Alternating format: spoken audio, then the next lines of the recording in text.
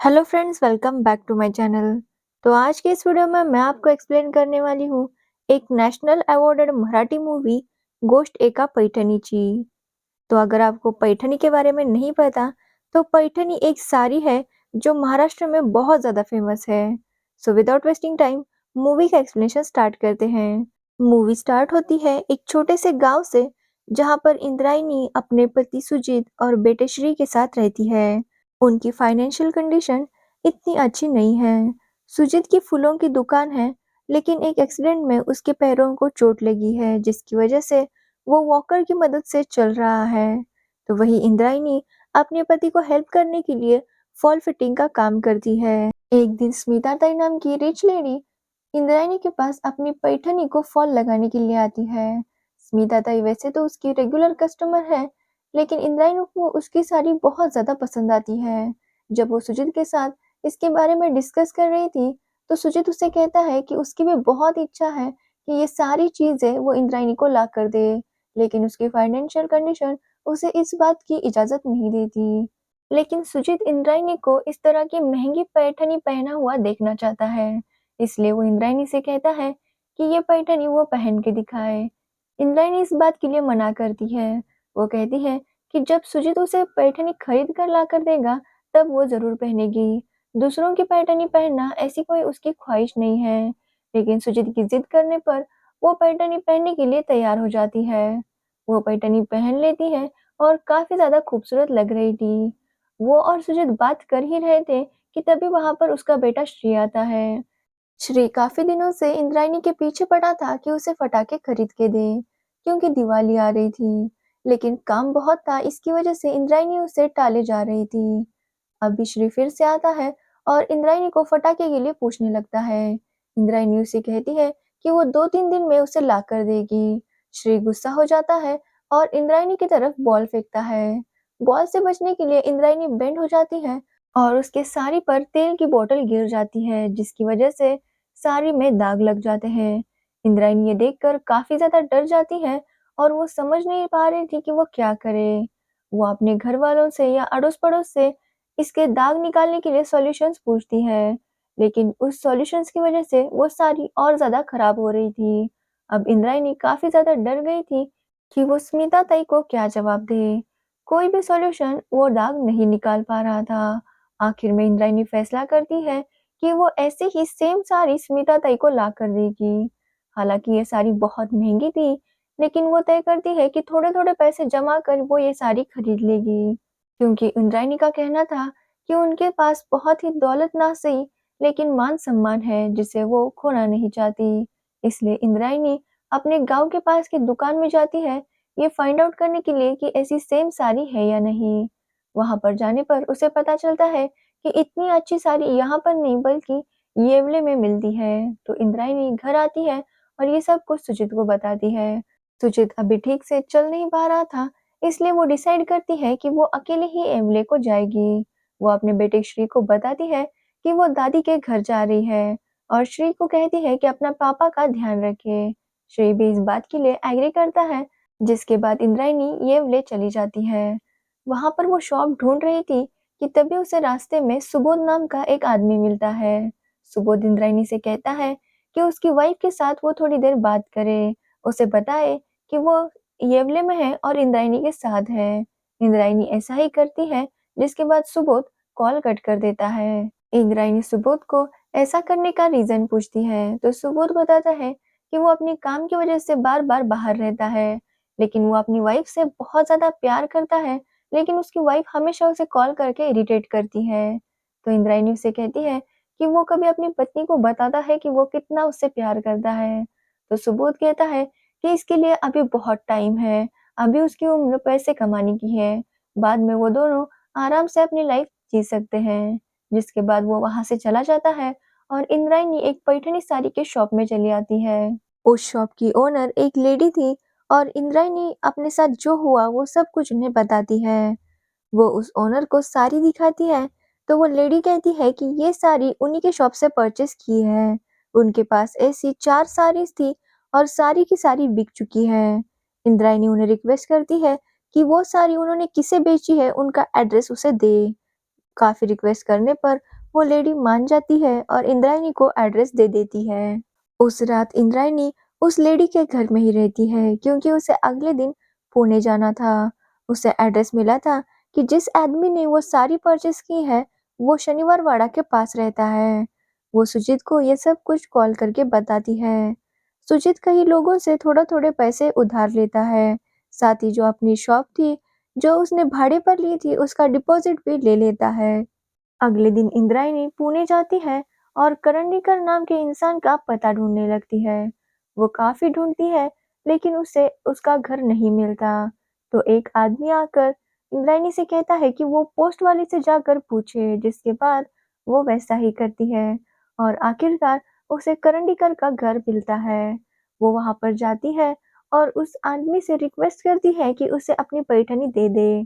काफी रिक्वेस्ट करने के बाद वो मान जाता है लेकिन इंद्रायणी कहती है कि उसे वो साड़ी अभी चाहिए, जिसके बाद वो उसे बताता है कि उसने वो साड़ी अपनी होने वाली बहू के लिए अमेरिका भेजी है। वो खुद तो वहां जा नहीं सकता, इसलिए आशीर्वाद के तौर पर उसने ये साड़ी अपने बहू को दी है।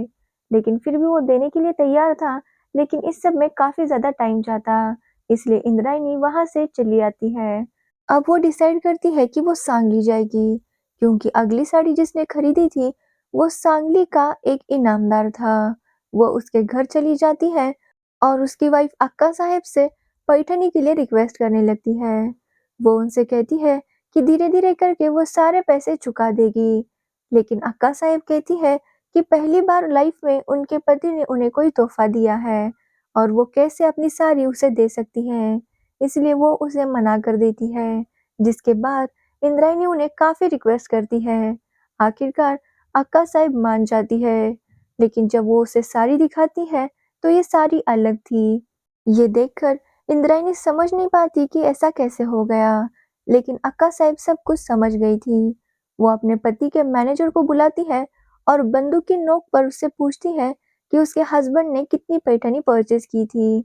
तब वो बताता है कि उन्होंने 2 पैठनी ली थी, एक अक्का साहब के लिए और एक दूसरी डांसर के लिए। जिसके बाद इंद्रायणी उस शीला नाम के डांसर के पास चली जाती है, तो उसने वही पैठनी पहनी हुई थी। इंद्रायणी उसे सब कुछ बताती है और पैठनी मांगने लगती है, लेकिन शीला इंद्रायणी को मना कर देती है। वो कहती है कि हर चीज़ की एक कीमत होती है और अगर वो पैठनी की कीमत चुका सकती है, तो वो उसे पैठनी ज़रूर देगी। इंद्रायणी कहती है कि वो चुकाने की पूरी कोशिश करेगी। तो शीला उसे कहती है कि आज रात वो काफ़ी ज़्यादा थक चुकी है, इसलिए आज रात का काम इंद्रायणी करे। उसे बस सबके सामने यहाँ पर नाचना है और कोई अगर उसके करीब आए, तो उसके साथ टाइम स्पेंड करना है।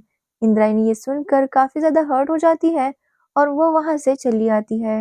इंद्रायणी अब काफ़ी ज़्यादा थक चुकी थी और उसे बार-बार घरवालों की याद आ रही थी। उसे ये लग रहा था कि वो स्मिता ताई को क्या जवाब देगी, तो वही स्मिता ताई भी उसके घर बार-बार आकर साड़ी के बारे में पूछ रही थी, लेकिन सुजीत हर बार उन्हें कुछ बहाना दे देता। सुजीत इंद्रायणी से कहता है कि उस साड़ी के 1.25 लाख रुपए वो लोग स्मिता ताई को दे देंगे और उनसे माफ़ी भी मांगेंगे। भले ही वो एक साथ पैसे नहीं दे सकते, लेकिन थोड़े-थोड़े करके दे देंगे। लेकिन इंद्रायणी नहीं मानती। वो कहती है कि एक लास्ट एड्रेस उसके पास है, जो कि कोकण का है और वो वहाँ पर भी जाकर आएगी। इंद्रायणी जब कोकण के लिए निकलती है, तो बस में एक आदमी उसे छेड़ रहा था। उस बस में एक लेडी कंडक्टर थी। इंद्रायणी उसे उस आदमी की कंप्लेंट करती है, लेकिन वो कंडक्टर कहती है कि ये इंद्रायणी का प्रॉब्लम है, वही उससे निपटे और वो आगे चली जाती है। जिसके बाद इंद्रायणी अपने सीट में से उठती है और खड़ी रहकर ट्रैवल करने लगती है। कुछ टाइम बाद वो देखती है कि वो बस कंडक्टर की एक छोटी-सी बच्ची थी। वो उस कंडक्टर से पूछती है कि ये सब कुछ वो कैसे मैनेज करती है? तो वो उसे बताती है कि वो जब प्रेग्नेंट थी, तभी उसके पति का एक्सीडेंट हो गया, जिसकी वजह से उसे जल्दी छुट्टी लेनी पड़ी। अब उसकी बच्ची थोड़ी-सी बड़ी हो गई है, लेकिन अब उसकी छुट्टियाँ खत्म हो गई हैं, इसलिए उसे ये सब कुछ मैनेज करना पड़ता है। ऊपर वाला जब प्रॉब्लम्स देता है, तो उससे निपटने की ताकत भी देता है और अगर हम उससे निपटने की कोशिश नहीं करते, तो इस तरह से हमें अपनी जगह छोड़कर खड़ा रहना पड़ता है। ये सुनकर इंद्रायणी समझ जाती है कि वो क्या कहना चाहती है, जिसके बाद इंद्रायणी जाकर अपने सीट पर बैठती है।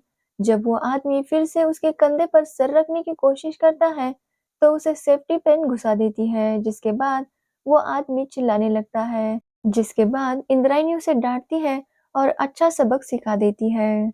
आखिरकार इंद्रायणी कोकण पहुंच जाती है। वहां पर वो उस आदमी का पता ढूंढ रही थी।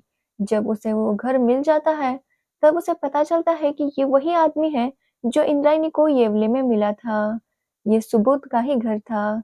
तब वो देखती है कि सुबोध की वाइफ की डेथ हो चुकी है और आज उसका अंतिम संस्कार है। ये सब देखते ही इंद्रायणी की आंखों में आंसू आ जाते हैं। उसे सुबोध की वो बातें याद आने लगती है जब उसने कहा था कि उसकी वाइफ से वो प्यार बहुत करता है, लेकिन अभी वो काम में बिजी है। इसलिए जब वो पैसा कमा लेगा, अपनी वाइफ को काफी ज्यादा टाइम देगा। लेकिन अब उसकी वाइफ ही उसके पास नहीं रही। सुबोध सेम साड़ी अपनी वाइफ के अंतिम संस्कार में उसके ऊपर रख देता है। इंद्रायणी उससे साड़ी नहीं मांगती और वहां से अपने घर चली आती है। वो सुजीत से कहती है कि वो सब लोग साथ हैं, यही उसके लिए सबसे इम्पोर्टेंट चीज है। वो कहती है कि वो स्मिता ताई को सब कुछ सच-सच बता देगी। सुबोध उसे कहता है कि फिलहाल स्मिता ताई की साड़ी जैसी है वैसी उन्हें दे दे। बाद में चल के वो लोग उनसे माफी मांग लेंगे। इंद्रायणी ने साड़ी तो दे दी थी, लेकिन वो अभी भी बहुत ज़्यादा डरी हुई थी। वो सुजीत से कहती है कि वो लोग ये घर छोड़कर चले जाएँगे, क्योंकि उसने जो किया है, वो काफ़ी गलत है, जिसके बाद वो यहाँ पर नहीं रुक सकती और अब कोई उस पर ट्रस्ट भी नहीं करेगा और ना ही अपनी साड़ी उसे फॉल फिटिंग के लिए देगा। सुजीत भी इस बात के लिए मान जाता है, लेकिन जाने से पहले वो कहता है कि वो लोग सब मिलकर स्मिता ताई से माफ़ी माँगेंगे, जिसके लिए वो स्मिता के घर चले जाते हैं। उनके घर में किसी की शादी की तैयारी चल रही थी। स्मिता इंद्रायणी से कहती है कि जब वो साड़ी लेकर आई, तो अपने फ्रेंड्स को दिखाने लगी। जब वो दिखा ही रही थी कि तभी एक छोटे बच्चे के हाथ से खाने की प्लेट उस साड़ी पर गिर गई और पूरी साड़ी पर सांभर सब कुछ गिर गया, जिसकी वजह से उनकी साड़ी खराब हो गई। लेकिन ये बात सुनने पर भी इंद्रायणी उन्हें सब कुछ जो हुआ वो बताने लगती है कि सबसे पहले सारी इंद्रायणी की वजह से खराब हो गई थी। जब स्मिता ये बात सुनती है, तो इंद्रायणी से कहती है कि शायद ये सारी उसके नसीब में थी ही नहीं, इसलिए ये सब कुछ हुआ। इंद्रायणी कहती है कि वो उस साड़ी के 1.25 लाख रुपए थोड़े-थोड़े करके स्मिता ताई को दे देगी। तो स्मिता ताई इंद्रायणी को बताती है कि ये साड़ी उसे लकी ड्रॉ में सिर्फ 5,001 रुपए में मिली है और अगर उन्हें पैसे लौटाने ही हैं, तो वो उन्हें 5,000 रुपए लौटा सकते हैं। सुजीत और इंद्रायणी ये सुन के काफी ज्यादा खुश हो जाते हैं। साथ ही स्मिता इंद्रायणी को छोटे बच्चों के 500 यूनिफॉर्म सीने का ऑर्डर भी देती है, जिसके बाद इंद्रायणी, सुजीत और श्री अपने घर खुशी-खुशी आ जाते हैं। फाइनली इंद्रायणी श्री के लिए पटाखे लाती है और वो सब साथ मिलकर दिवाली सेलिब्रेट करने लगते हैं। फिर हमें पता चलता है कि स्मिता को ये साड़ी 5,000 रुपए में नहीं मिली थी। जब स्मिता ने साड़ी देखी, उसे भी काफी ज्यादा बुरा लगा था कि उसकी साड़ी पर दाग लगे हुए हैं।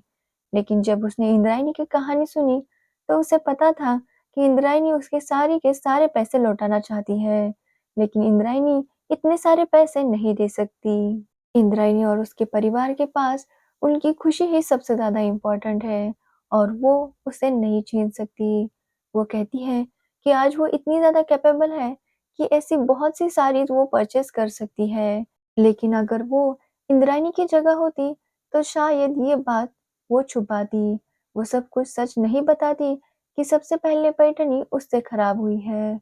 वो कहती है कि इंसान को जितना हो सके उतना अच्छा बनने की कोशिश करनी चाहिए, तभी हर तरफ खुशियाँ फैल सकती है और इसी तरह से ये मूवी एंड हो जाती है।